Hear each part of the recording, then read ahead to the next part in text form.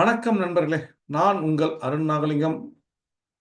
நாம இன்னைக்கு Nifty spot index analysis பார்க்க போகிறோம். ஒரு இயர் முடிஞ்சிருச்சு. ஸோ அதனால் இயர்லி சார்ட்லேருந்து நம்ம பார்க்க போகிறோம். யூஸ்வலாக நம்ம டெய்லி வீக்லி மந்த்லி வரைக்கும் தான் பார்ப்போம். பட் ஆனால் இயர் முடிஞ்சு ஒரு புது வருஷம் ஆரம்பிக்கிறதுனால நம்ம ஒரு இயர்லி சார்ட்லேருந்து ஆரம்பித்தா நல்லாயிருக்கும்னு நான் நினைக்கிறேன். ஸோ நம்ம Nifty spot index analysis yearly சார்ட்லேருந்து ஆரம்பிக்கிறோம். இதில் பார்த்தோம்னா உங்களுக்கு ஒரு பர்ஃபார்மன்ஸ்ன்றது ஆல்ரெடி ஒரு ராக்கிங் பர்ஃபார்மன்ஸு 2020 கன்சிக்யூட்டிவாக உங்களுக்கு 5 வருஷம் உங்களுக்கு ஏறி இருக்கு. ஓகேவா? ஸோ இப்போ ஃபர்தராக கரெக்ஷன் வருமா வராதா? இந்த 5 வருஷத்துக்கு உண்டான ரேலிங்கிறது நல்ல பெரிய ரேலி. ஃப்ரம் 7,500 லெவன்லேருந்து அது 26,277 இந்த லெவல் வரைக்கும் போயாச்சு. ஓகே. ஸோ இப்போ இறங்கி வந்தால் கரெக்ஷன் எது வரைக்கும் வரும் அப்படிங்கிறதுலாம் நம்ம மந்த்லி சார்ட்லாம் பார்த்துருப்போம். பட் இங்கே இயர்லி சார்ட்டில் இங்கே முடிஞ்சிடுச்சா அப்படின்னு பார்த்தோம்னா அது முடியல. இப்போ நமக்கு என்னென்னா இன்னும் இந்த ட்ரெண்டுன்றது இன்னும் இருக்குன்னு தான் நான் நினைக்கிறேன். எனக்கு இந்த சேனல் இந்த ட்ரெண்ட் லைன் இருக்கு இல்லையா, அதுக்கு கீழே வந்தால் மட்டும்தான் இந்த அப்சைடு ட்ரெண்டுங்கிறது முடிவடையும். பட் ஆனால் ட்ரெண்ட் லைன் ட்ரா பண்ணும்போது அந்த ஒரு ஆப்பர்ச்சுனிட்டின்றது இன்னும் வரல பிரேக் பண்ணுறதுக்கு. ஸோ இந்த ட்ரெண்டுன்றது கண்டினியூ ஆகுதுன்னு நான் நினைக்கிறேன். ஓகே, அப்படி கண்டினியூ ஆகுது அப்படின்னு சொன்னால் அப்போது ரேலி எங்கேருந்து ஆரம்பிச்சிருக்கு? 7,511 ஆரம்பிச்சிருக்கு. அப்போ இதுக்கு உண்டான சப் கவுண்ட்டு கரெக்டாக இருந்துச்சு அப்படின்னு சொன்னால் நமக்கு வேவ் முடிஞ்சிடுச்சா முடியலையா, கரெக்ஷன் ஆரம்பிக்க போதா, பெருசாக வரப்போதா, என்ன இதுன்னு நம்ம முடிவு பண்ணிக்கலாம்.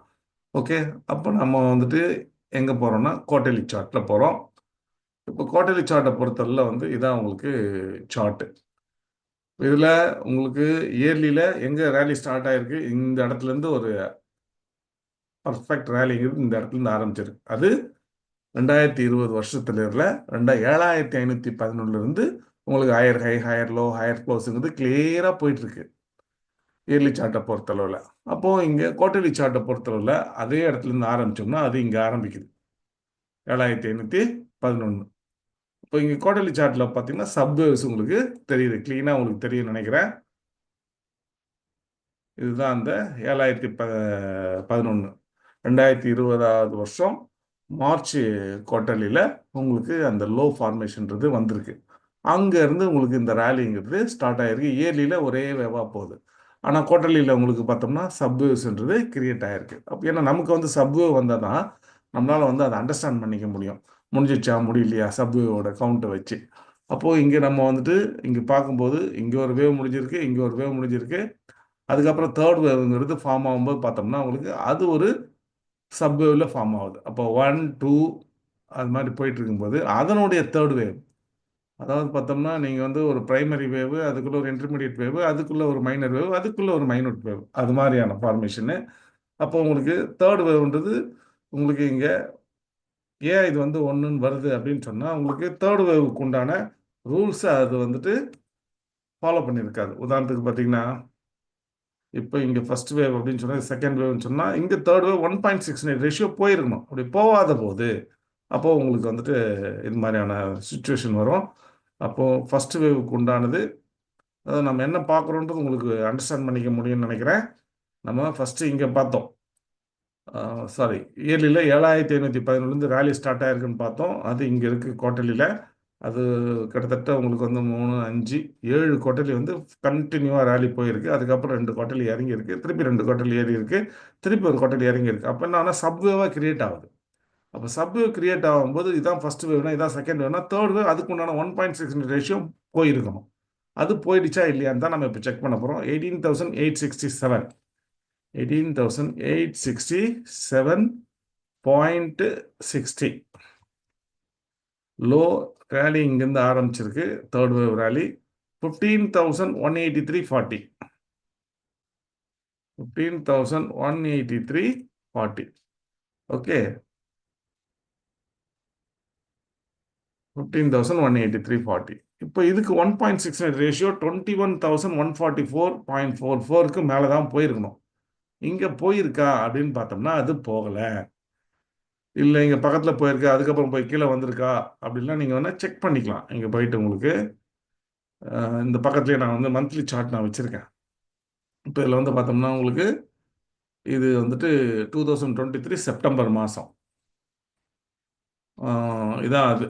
அப்போ என்னாச்சு உங்களுக்கு உங்களுக்கு 19,000 மேக்ஸிமம் வந்து 20,222 இந்த இடத்துல.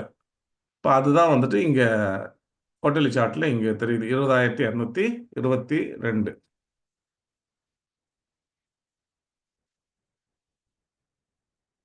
ஓகே, இந்த ஹை தான் அது. அப்போது உங்களுக்கு அந்த ஹையிலேருந்து கீழே திருப்பியும் இறங்கியிருக்கு. அப்போ இது நீங்கள் தேர்ட் வேவ்னு சொல்லுவீங்களான்னா சொல்ல மாட்டீங்க. ஏன்னா தேர்ட் வேவுக்கு உண்டான மினிமம் டார்கெட்டை அது ரீச் பண்ணலைங்கிற ஒரே காரணத்தினால. தேர்ட் வேவுக்கு அது 21,144 போயிருக்கணும். ஆனால் இங்கே வந்துட்டு 20,220 தான் போயிருக்கு. அப்போ என்னாச்சுன்னா இந்த தேர்ட் வேவ் உங்களுக்கு ஒரு சப் வேவ்ல கிரியேட் ஆகுது. அதாவது இயர்லியில் ஒரே வேவாக போயிட்டு இருக்கக்கூடிய ஒரு வேவு குவார்ட்டர்லியில் உங்களுக்கு ஒரு தேர்ட் வேவ் அதுக்குள்ள ஒரு 1 2 3 4 5 போகுது. அப்படின்னா என்ன அர்த்தம்? இங்கே ஒரு +4 இங்கே ஒரு +4 டோட்டலாக பார்த்தோம்னா 9 வேவ்களில் இது போய் முடியணும். அதுதான் இதனுடைய சிம்பிளான ஒரு விஷயம். இங்கே 1 +4, இங்கே 5 +4. அப்படின்னா என்ன ஆச்சு? மொத்தம் 9 வேவ் ஆச்சு. இப்போ இதில் first wave, second wave, third wave, fourth wave, இது ஃபிஃப்த் வேவ். அப்புறம் சிக்ஸ்த்து, செவன்த், எயித்து, நைன்த்துன்னு போகும். இப்போ நம்ம எலியாட் வேவ் படி பார்த்தோம்னு சொன்னால் இப்போ இது ஒரு உங்களுக்கு வந்துட்டு ஒரு மைனூட் வேவ்னு வச்சுக்கோங்க. அதுக்குள்ள வந்து sub minute wave first wave, sub minute wave second wave, sub minute wave third wave. இப்போ sub minute wave fourth wave. Sub minute wave fifth வேவோட டார்கெட்டு உங்களுக்கு 28,140. இது மினிமம் டார்கெட்டு 28,140. இது போகும் வரக்கூடிய மாதங்களில். சரி, ஓகே. இப்போ அது போகணும் அப்படின்னு சொன்னால் இப்போ என்ன நடக்கணும்? இப்போ இது ஒரு ஃபர்ஸ்ட் வேவ், செகண்ட் வேவ்னா இது தேர்ட் வேவ் அப்படின்னு நம்ம இதை முடிவு பண்ணுறோம். ஏன் இதை முடிவு பண்ணுறோம்? இது 1.68 போயிருக்கா நம்ம செக் பண்ணிட்டு நம்ம அதையும் சேர்த்து முடிவு பண்ணிடலாம். ஏன்னா நம்ம இங்கே போகலன்னும் போது நம்ம செக் பண்ணோம்ல, அதே மாதிரி இங்கேயும் நம்ம செக் பண்ணி தான் ஆகணும். திருப்பியும் ஃபர்ஸ்ட் வேவ் 20,222.45, 20,222.45. இது ஃபர்ஸ்ட் வேவோட ஹை. ஃபர்ஸ்ட் வேவோட ஆரம்பம் நீங்கள் 16,828.35, 16,828.35. Okay. So first wave, second wave, இது தேர்ட் வேவுக்கு உண்டான மினிமம் டார்கெட் என்ன சொல்லுது? 22,320 போகணும்னு சொல்லுது. ஆனால் இது எவ்வளோ போயிருக்கு? 26,277.35 போயிருக்கு. அப்போ இது தேர்ட் வேவுக்கு உண்டான மினிமம் டார்கெட் ரீச் ஆனதுனால நான் இங்கே தேர்ட் வேவுக்கு உண்டான சிம்பிளை கொடுத்தாச்சு. இப்போ அடுத்தது ஃபோர்த் வேவ், அதுக்கு உண்டான சிம்பிளை கொடுத்துருக்கேன். இப்போ ஃபோர்த் வேவ்னு சொன்னால் மினிமம் அதுக்கு வர வேண்டிய ஒரு டார்கெட் இருக்கு. அது 38.2. இப்போ 38.2ங்கிறது இந்த ஹை 26,277.35. ஓகே. அடுத்ததான் இந்த செகண்ட் வேவ் லோ, அதனுடைய லோ 18,837.85. அதுக்கு 38.2ங்கிறது 23,435 வரணும். இங்க என்ன வந்திருக்கு? 23,263 வந்திருக்கு. ஸோ மினிமம் 38.2க்கு உண்டான ரீட்ரேஸ்மெண்ட்ன்றது ஆல்ரெடி வந்தாச்சு. அதுவே நமக்கு போதுமானது. அப்போ இது இங்கிருந்தே ரேலிங்கிறது ஸ்டார்ட் ஆகலாம். இப்போ ஃபோர்த் வேவுக்கு உண்டான ரூல் இங்கே வந்து சைட் வைஸ்ன்னு நான் சொல்லுவேன். ஏன்னா இதனுடைய க்ளோஸ் வந்துட்டு உங்களுக்கு வந்துட்டு 19,638. அதுக்கு கீழே வந்து உங்களுக்கு வந்துட்டு 18,837 தான். ரொம்ப பெருசாக இங்கே இறங்கல. ஓகே. இங்கே வந்து பார்த்தோம்னா 38.2 தான் வந்திருக்கு, 61.8 வரல. பட் ஆனால் இங்கே சைட் வைஸு, இங்கே ஷார்ப்பு, அது மட்டும் கிளீனாக நமக்கு தெரியுது. ஓகே. இப்போ இதோட வந்து இன்னொரு ஆல்டர்னேட்டிவ் ரூலில் சைட் வைஸு ஷார்ப்பு இல்லைன்னு சொன்னால் காம்ப்ளிகேட்டட். அப்போது வந்து கடுமையான குழப்பத்தோடு வரக்கூடிய அது மாறலாம். அப்போது ஒன்றும் தப்பில்லை. சரி, ஓகே. இப்போ அப்படி மாறணும் அப்படின்னு சொன்னால் அப்போ என்ன? மினிமம் இங்கே போனோம், அது 25,125. மேக்ஸிமம் எங்கே கீழே வரும்? அது இங்கே மேக்ஸிமம் இந்த லெவலுக்கு வரலாம். 21,700 கிட்ட உங்களுக்கு வரலாம். ஏன்னா 61.8. அதுக்கு முன்னாடி வந்து ஒரு சப்போர்ட்டுங்கிறது உங்களுக்கு இங்கே 22,667 இருக்குது. பட் நான்லாம் இப்போ அங்கே போக விருப்பப்படல. என்னை பொறுத்தல இப்போதைக்கு நான் லாங் போகிறேன். ஸ்டாப் லாஸுங்கிறத பார்த்தோம்னா 23,263 இந்த லெவல் வந்துட்டு ஒரு ஷார்ட் டேர்முக்கு நம்ம வச்சுக்கலாம். மினிமம் டார்கெட்டுங்கிறது 25,125 இந்த லெவல் நம்ம வச்சுக்கலாம். பட் இப்போ இங்கே மேலே போகும்போது இப்போ நம்ம இங்கே எப்படி பார்த்தோம், ஒரே ஒரு வேவு இங்கே ஒரு 1 2 3 4 5 அதுக்குள்ளே வந்து ஒரு தேர்ட் வேவ், அதுக்குள்ளே சப் வேவ் நம்ம பிரித்து பார்க்குறோம் இல்லையா? அதே மாதிரி இங்கிருந்து மேலே போகக்கூடிய இந்த வேவ் மந்த்லியில் நம்ம பார்த்தோம்னா இங்கே வந்து அதனுடைய சப் வேவ் என்னன்றது நமக்கு புரியும். ஓகே, இப்போ உங்களுக்கு ஓரளவுக்கு புரியும்னு நான் நினைக்கிறேன். இங்கே வேவ் காம்ப்ளிகேஷன்ஸ் வந்துட்டு எப்போவுமே வந்துட்டு அண்டர்ஸ்டாண்டிங்கில் பிரச்சனைன்றது இருக்க தான் செய்யும். பட் ஆனால் நீங்கள் இந்த மாதிரி சார்ட்டை வந்துட்டு டிஃப்ரெண்ட் டைம் ஃப்ரேம் சார்ட்டை வச்சு பார்க்கும்போது அதை நீங்கள் ஈஸியாக அண்டர்ஸ்டாண்ட் பண்ணிக்க முடியும். ஒரே வேவாக இயர்லியில் போகக்கூடிய ஒரு வேவ் குவார்ட்டர்லியில் உங்களுக்கு அது ஒரு +4 ஃபார்மேஷனில் 9 வேவ்ஸாக சப் வேவில் போகுது. ஓகேவா? அதுதான் நம்ம தெரிஞ்சுக்கிற வேண்டிய விஷயம். So every decline buying opportunity. இன்வெஸ்ட்மெண்ட்டை பொறுத்தவரையில் பார்த்தோம்னா எனக்கு நல்ல ஸ்டாக் இறங்கி வந்தது, நல்ல ப்ராஃபிட் மேக்கிங் கம்பெனி. எனக்கு ஒன்றும் இல்லை, இபிஎஸ் வந்துட்டு ஒரு குவார்ட்டர்லி இபிஎஸ் 20 இருக்குது. ஆனால் மார்க்கெட்டில் வந்து பார்த்தோம்னு சொன்னால் உங்களுக்கு வந்துட்டு மார்க்கெட் வேல்யூங்கிறது 2 டைம்ஸ் இருக்குது, 3 டைம்ஸ் இருக்குது அப்படின்னா அப்போ அதெல்லாம் வந்து உங்களுக்கு பெஸ்ட்டு ஆப்பர்ச்சுனிட்டி பை. ஸோ ஒவ்வொரு குவார்ட்டர் ரிசல்ட்டை நம்ம பார்க்கணும், பார்த்துட்டு வாங்கணும். இப்போ இந்த குவார்ட்டர் ரிசல்ட்டும் உங்களுக்கு இப்போ வரப்போகுது. இப்போ எப்படியும் 10ஆம் தேதிக்கு மேலே உங்களுக்கு ஃபுல்லாக ரிசல்ட்ஸ் தான் டெய்லி வந்துகிட்டு இருக்கோம். அண்ட் தென் பட்ஜெட் இருக்குது. 2 விஷயங்கள் வந்துட்டு மார்க்கெட்டை புஷ் பண்ணுறதுக்கு இருக்குது. பட் ஆனால் ரிசல்ட்டு சரியில்லை, ஏன்னா ஒரிஜினல் மேக்ரோ எக்கனாமிக் வந்துட்டு சரியில்லை அப்படின்னு சொன்னால் இங்கே 2 மேக்ரோ எக்கனாமி மைக்ரோ எக்கனாமி 2னுடைய இம்பேக்டும் இந்த மாதத்தில் வருது உங்களுக்கு. அது ரொம்ப ரொம்ப முக்கியம். நாட்டினுடைய பொருளாதார வளர்ச்சி பட்ஜெட்டை எதிர்பார்த்து இருக்கு. ஸோ அந்த பட்ஜெட்டில் என்னென்ன இம்ப்ளிகேஷன்ஸ் வரப்போகுது, இல்லை அவங்க என்ன இம்ப்ளிமெண்ட் பண்ண போகிறாங்க, அதனால் என்ன காம்ப்ளிகேஷன்ஸ் வரப்போகுது பொருளாதாரத்துக்கு, இல்லை ஜிடிபி குரோத்துக்கு, இல்லை பூஸ்டப் பண்ண போதா அப்படிங்கிறத பொறுத்து தான் ரேலிங்கிறது ஸ்டார்ட் ஆகும். இல்லையா சைட்வைஸில் போகும் மார்க்கெட் பெருசாக விழுந்துடாது, மார்க்கெட்டு சைட்வைஸில் போகும். அதுதான் நான் உங்களுக்கு சொல்ல வர விஷயம்.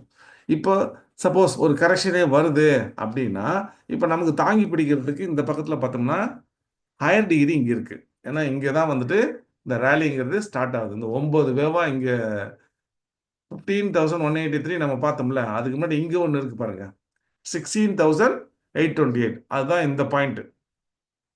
அப்போ என்ன என்ன அர்த்தம், இந்த ஒரு வேவ் வந்து இங்கே ஒரு 1 2 3 4 இல்லை பெருசாக இறங்குது, 4th வேவ்ல பெருசாக இறங்குது அப்படின்னு சொன்னால் அப்போ அதுக்குண்டான ரேலி இங்கே இருக்குது.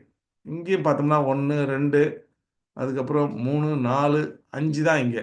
அப்போ +4ன்றது இங்கே மந்த்லிலேயே பார்த்தீங்கன்னா +4 இருக்குது, பெண்டிங் இருக்குது அப்படிங்கிறது தான் விஷயம். So any decline buying opportunity worst scenario உங்களுக்கு 22,667 வர்றதுக்கு வாய்ப்பு இருக்குது, அவ்வளோதான். ஆனால் இப்போ இங்கே ஃபர்தராக நம்ம எப்படி போகுது அப்படிங்கிறத வச்சு நம்ம முடிவு பண்ணிக்கலாம். என்னை பொறுத்த இப்போதைக்கு நான் மந்த்லியில் ஸ்டாப் லாஸ் வரும்போது 23,263 என்னுடைய ஸ்டாப் லாஸ். இது நம்ம போன வாரமே நம்ம பார்த்தோம். உங்களுக்கு வந்து ஃபஸ்ட்டு ஸ்டாப் லாஸ் வந்து ஒரு ஸ்டாப் லாஸ் சொல்லியிருந்தோம். அதுக்கு அடுத்த ஸ்டாப் லாஸ் 23,460. இப்போது சாரி 23,562 ஒரு ஸ்டாப் லாஸ் சொல்லியிருந்தோம் இந்த மந்த்லியோட லோவில். இப்போதைக்கு நம்ம அந்த ஸ்டாப் லாஸை இங்கே மூவ் பண்ணிக்கலாம். 23,263 23,562 உங்களுக்கு 23,263 அந்த ரேஞ்சுக்கு ஸ்டாப் லாஸை மூவ் பண்ணிட்டு இப்போதைக்கு மினிமம் டார்கெட்டு 25,125, மேக்ஸிமம் டார்கெட்டு 28,140. இதுதான் நான் சொல்கிற விஷயம். இப்போ என்ன நடக்கணும் அப்படின்னு சொன்னால், சப்போஸ் இது இந்த டார்கெட் வரும் அப்படின்னு நீங்கள் நம்புனீங்கன்னா அதுக்கு என்ன மாதிரி ஃபார்மேஷனு, அழகாக இது ஏ இது பி சின்னு சொல்லிட்டு இது கிட்ட போகும். 25,125 போகும், அதுக்கு மேலே போகாது. அந்த இடத்துல ஒரு ப்ளஸ் ஆர் மைனஸ் ஒரு 25 பாயிண்ட் போயிட்டு அங்கேருந்து திரும்பி கீழே வந்து இந்த டார்கெட்டு வரணும். ஓகேங்களா? இல்லை இந்த ட்ரெண்ட் லைனை உடைச்சிட்டு வால்யூம் வந்து ஜென்ரேட் ஆகுது அப்படின்னு சொன்னால் கண்டிப்பாக வந்து மார்க்கெட்டுங்கிறது இதை நோக்கி போகும், 28,140 போகும். இல்லை நான் சொன்ன மாதிரி காம்ப்ளிகேட்டடான வேவ் வர்றதுக்கு வாய்ப்பு இருக்குது அப்படின்னு சொன்னால் அட்லீஸ்ட் இந்த டாப்பாவது போகும். 26,277க்கு மேலே ஒரு 300 400 பாயிண்ட்ஸ் போயிட்டு திருப்பியும் கீழே எங்கே வரும்னு பார்த்தீங்கன்னா இதுக்கு கீழே வரும். அது 23,000 263 பேஸாக இருக்கும். அது காம்ப்ளிகேட்டட் வேவாக இருக்கும் பட்சத்தில் மட்டும்தான். ஓகேவா? ஸோ வரக்கூடிய நாட்களை நம்ம பார்த்துப்போம். இப்போதைக்கு நம்ம ஸ்டாப் லாஸை மூவ் பண்ணி நம்ம பை பண்ணுறது புத்திசாலித்தனம் அப்படின்னு தான் நான் நினைக்கிறேன். ஒரு ஆப்பர்ச்சுனிட்டிங்கிறது நமக்கு இருக்குது. ஆனால் இது எப்போ கன்ஃபார்ம் ஆகும் அப்படின்னா, நான் இங்கே ஒரு 2 ட்ரெண்ட் லைன் போட்டிருக்கேன் பாருங்க உங்களுக்கு மந்த்லி சார்ட்டில். இந்த ட்ரெண்ட் லைனை கட் பண்ணால் மட்டுமே ஃபர்தராக புல்லிஷு அப்சைடு உங்களுக்கு அப்சைடு ட்ரெண்ட் லைனு உங்களுக்கு ட்ரிகர் பண்ணால் மட்டும்தான் ஃபர்தராக நீங்கள் புல்லிஷ்ன்றதை யோசிச்சு பார்க்கணும். அதர்வைஸ் நீங்கள் வந்து அது புல்லிஷ்ன்னு நீங்கள் சொல்லவே முடியாது. ஏன் அப்படின்னு சொன்னால் இதுவே ஒரு ரெசிஸ்டன்ஸ் தான். இந்த பாயிண்ட்டுங்கிறது ரெசிஸ்டன்ஸ் ஆகிடும். இப்படி மேலே போயிட்டே இருக்கும். ஓகேவா? ஆனால் இந்த டவுன் சைடில் ஒரு ட்ரெண்ட் லைன் இருக்குது பாருங்கள், அது பிரேக் ஆச்சு அப்படின்னு சொன்னால் உங்களுக்கு கண்டிப்பாக வந்துட்டு மார்க்கெட்டுங்கிறது கீழே வரத்தான் செய்யும். ஒன்றும் பண்ணுறதுக்கு இல்லை.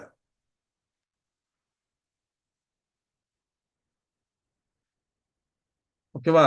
ஸோ வரக்கூடிய நாட்களில் ஒன்று மார்க்கெட் மேலே போதா கீழே போதா, நான் வந்து புல்லிஷ் சைடில் இருக்கேன். மேலே போகிறதுக்கு நிறைய வாய்ப்பு இருக்குது. ஏன்னா எனக்கு மினிமம் 38.2ங்கிறது அந்த ஃபோர்த் வேவுக்கு உண்டான டார்கெட் போனதுனால நான் இதை ஒரு ஃபோர்த் வேவாக அக்செப்ட் பண்ணிக்கிறேன். மினிமம் கேட்டகரி வந்துடுச்சு. ஓகே, இப்போ என்ன ஆகும்? இப்போ புல்லிஷ்ன்னு சொன்னால் என்ன மாதிரியான சைன்ஸ் நமக்கு வரணும் அப்படின்னு பார்த்தோம்னா, மார்க்கெட்டில் ஓப்பன் லோ வரணும். மார்க்கெட்டில் ஓப்பன் லோ வந்துச்சுன்னா அது புல்லிஷோட சைனு. மார்க்கெட் பெருசாக மேலே போகுதுன்னு அர்த்தம். அதே மாதிரி இந்த டார்கெட்டுக்கு மேலே போகணும். அதே மாதிரி இந்த ட்ரெண்ட் லைனை உடைக்கணும். இதெல்லாம் வந்துட்டு புல்லிஷோட சைன். பேரிஷோட சைன் என்ன அப்படின்னு பார்த்தோம்னா, இந்த ட்ரெண்ட் லைன் இருக்கு பாருங்க, இந்த லோவுக்கு கீழே வரணும். அது 23,562. இப்போ இந்த ஃபர்தராக 23,460. இது மாதிரி ஒவ்வொரு லோவாக இருக்குது பாருங்கள், 23,260. இதெல்லாம் உடைக்கணும். உடைச்சிது அப்படின்னு சொன்னால் நமக்கு வந்துட்டு கண்டிப்பாக வந்துட்டு டவுன் சைட் ஃபால் தான். உங்களுக்கு 22,667 மினிமம். பட் ஆனால் வந்து நான் வந்து உங்களுக்கு வந்துட்டு இன்னும் கூட நீங்கள் 50% கூட நீங்கள் எதிர்பார்க்கலாம். ஏன்னா இங்கே தான் ஏ, இங்கே தான் பி, சி வந்து சின்னதாக இருக்காது. ஃபஸ்ட்டு ஏவை விட சி பெருசாக வரணுன்றது பேசிக் ரூலு. ஏன்னா இது ஏபிசின்னு கரெக்ஷன் வந்துச்சுன்னா அது ஏபிசின்னு தான் வரும். ஆல்ரெடி ஏ முடிஞ்சு பி மேலே போய் திருப்பி சிங்கிற மாதிரி தான் கீழே வரணும். அப்படி வரும்போது கண்டிப்பாக அது இந்த இடத்துல முடியாது, அது இன்னும் கீழே வரும். அது 21,600 அது மாதிரி லெவலோட வரலாம். பட் ஆனால் இப்போதைக்கு வந்துட்டு எந்த பக்கம் உடைக்கும் அப்படிங்கிறத பொறுத்து மார்க்கெட்டு நம்ம ஃபர்தராக மேலே போவோம். மினிமம் டவுன் சைடு கரெக்ஷனுக்கு உண்டான வேவ் வந்தாச்சு, அதுக்கு டார்கெட் வந்தாச்சு. ஸோ இங்கேருந்து ரேலிங்கிறது ஸ்டார்ட் ஆகணும். அது எப்படி ஸ்டார்ட் ஆகுது, என்ன ஸ்டார்ட் ஆகுது அப்படிங்கிறத வரக்கூடிய நாட்களில் நம்ம பார்ப்போம். இல்லை நம்மளுடைய கணிப்புகள் தப்பாக போய் வேறு ஏதாவது மார்க்கெட்டுக்கு ஏதாவது பேட் நியூஸ் இருந்து, இல்லை ரிசல்ட்ஸ் சரியில்லாமல் போயிட்டு, இல்லை பட்ஜெட்டோட விஷயங்கள் சரியில்லாமல் போயிட்டு, இல்லை யூஎஸ் அவங்க மார்க்கெட்டில் ஏதாவது ப்ராப்ளம் வந்தால் மட்டும்தான் டவுன் சைடில் நம்ம ஒரு சரிவை நம்ம சந்திக்க நேரிடும். அதர்வைஸ் மார்க்கெட் மேலே தான் போகும் நான் நம்புகிறேன். வரக்கூடிய நாட்களில் பார்ப்போம். கமெண்ட் செக்ஷனில் உங்களுடைய எண்ணங்களை ஷேர் பண்ணுங்கள். இந்த வீடியோ பதிவில் உங்களுக்கு ஏதாவது டவுட் இருந்தாலோ கொஸ்டின்ஸ் இருந்தாலோ தாராளமாக நீங்கள் கமெண்ட் செக்ஷன் கேட்கலாம். இல்லைனா நீங்கள் எங்களுக்கு மார்க்கெட் டைம் தவிர்த்து 4 to 7 daily evening Monday to Friday எப்போ வேணாலும் மார்க்கெட் பற்றிய individual script, commodity or future and option எதை பற்றி வேணாலும் உங்களோட கொஸ்டின்ஸை நீங்கள் எங்களுக்கு ஃபோன் பண்ணி கேட்கலாம். இந்த வீடியோ உங்களுக்கு பிடிச்சிருந்தா லைக் பண்ணுங்கள். இது வரைக்கும் நீங்கள் எங்களுக்கு சப்ஸ்கிரைப் பண்ணணும்னா இமீடியட்டாக சப்ஸ்கிரைப் பண்ணுங்கள். நன்றி, வணக்கம்.